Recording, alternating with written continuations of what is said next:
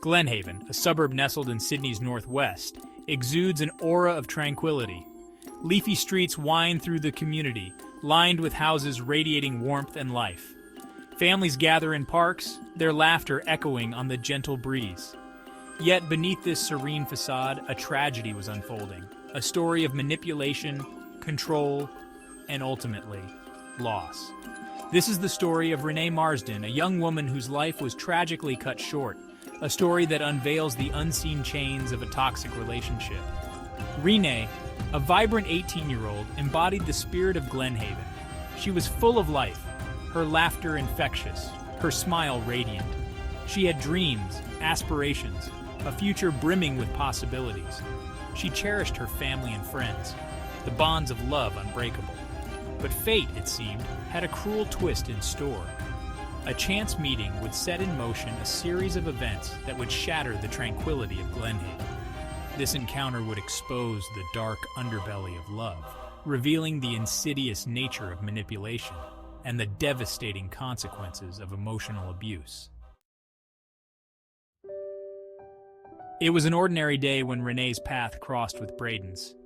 She was at a local shopping center, her laughter echoing through the bustling crowds. He was there too, a young man with an easy smile and a charming demeanor. Their eyes met, and for a fleeting moment time seemed to stand still.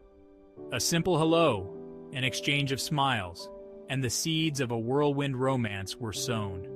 Braden was different from anyone Renae had ever met. He was older, more experienced, and possessed an air of confidence that both intrigued and captivated her. He showered her with compliments, making her feel like she was the only girl in the world. He was everything she thought she ever wanted, a knight in shining armor who had swept into her life. Their relationship blossomed quickly, fueled by late-night phone calls and romantic gestures. Braden introduced Renae to new experiences, whisking her away on weekend adventures. He became her confidant, her best friend, her rock, or so she thought. Beneath the surface of this passionate love affair, a darker current was beginning to stir. Braden, with his charm and charisma, was slowly weaving a web of manipulation, tightening his grip on Renae's life. The initial thrill of their relationship was intoxicating. Renae found herself swept away by the intensity of Braden's affections. He was constantly by her side, showering her with attention and affection. Every glance, every touch, every whispered word seemed to reinforce the depth of his feelings for her. He made her feel special, cherished, like she was the center of his universe. Renae's friends and family noticed a change in her. She was radiant, her eyes sparkling with a newfound happiness. She couldn't stop talking about Braden, about his kindness, his generosity, his unwavering love for her.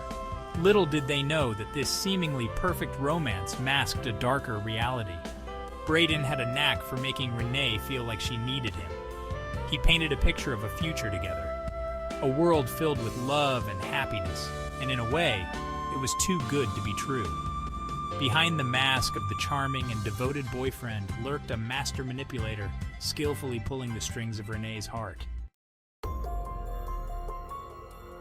As the weeks turned into months, subtle cracks began to appear in the facade of Braden's charming persona. His possessiveness, initially dismissed as a sign of his deep affection, grew more pronounced.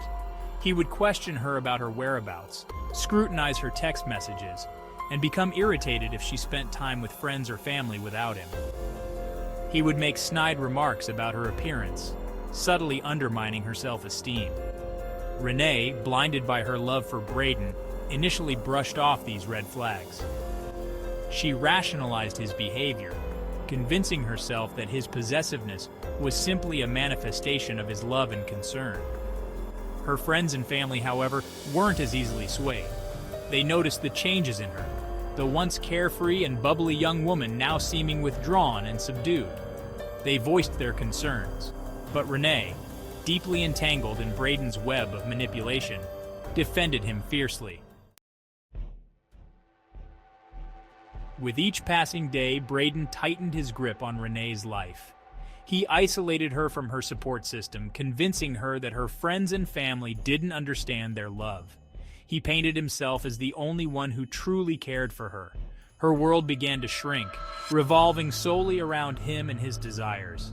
He manipulated her emotions masterfully, using a combination of charm and cruelty to keep her off balance. One minute he would shower her with affection, the next he would unleash a torrent of verbal abuse. He eroded her self-esteem, planting seeds of doubt in her mind. Renae, trapped in a cycle of emotional abuse and manipulation, clung to the hope that the man she had fallen in love with still existed beneath the surface.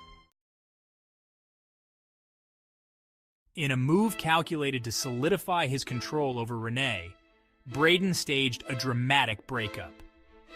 He accused her of infidelity, fabricating stories of her betrayal with a friend.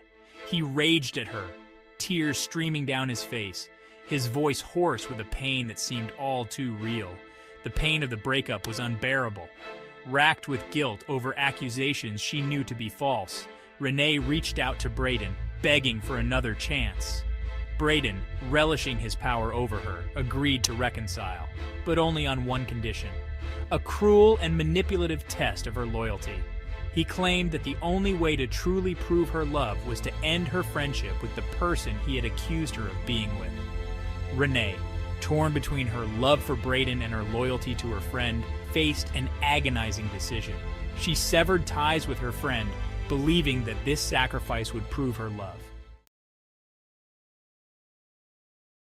On the evening of March 25, 2011, Renae Marsden vanished. She had told her family she was going to meet a friend, a seemingly ordinary plan for a Thursday night. But as the hours ticked by and Renae didn't answer her phone or return home, a chilling sense of dread began to creep in. Her family knew something was terribly wrong. Glenhaven, the tranquil suburb that had always been a haven of peace and security, was plunged into a state of shock and disbelief. Missing person posters bearing Renae's smiling face appeared on every street corner. Neighbors gathered, sharing their concerns, their whispers laced with worry and fear. The police launched an investigation, but leads were scarce. Renae's disappearance remained a mystery, a puzzle with missing pieces that no one seemed able to find. As the investigation continued, a name kept resurfacing: Braden, Renae's ex-boyfriend. The investigation into Renae's disappearance took a dramatic turn when detectives uncovered a crucial piece of evidence: phone records. These records revealed a series of text messages sent from Renae's phone on the night she disappeared. The messages, purportedly sent by Renae, indicated that she had reconciled with Braden and that they were planning to meet that evening. However, the tone and content of the messages seemed out of character for Renae, raising suspicions among the investigators. They believed that Braden, a skilled manipulator, had sent these messages himself, using Renae's phone to create a false trail. Confronted with the phone records, Braden's carefully constructed facade began to crumble. He stumbled over his words, offering conflicting accounts of his whereabouts on the night of Renae's disappearance. Despite the mounting evidence, Braden refused to cooperate with the police, maintaining his innocence.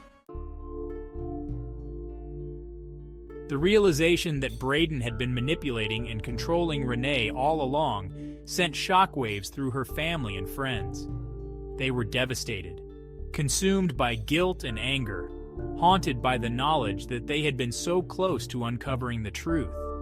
They had seen the signs, the subtle changes in her behavior, the withdrawal from her loved ones, but they had never imagined the extent of Braden's cruelty.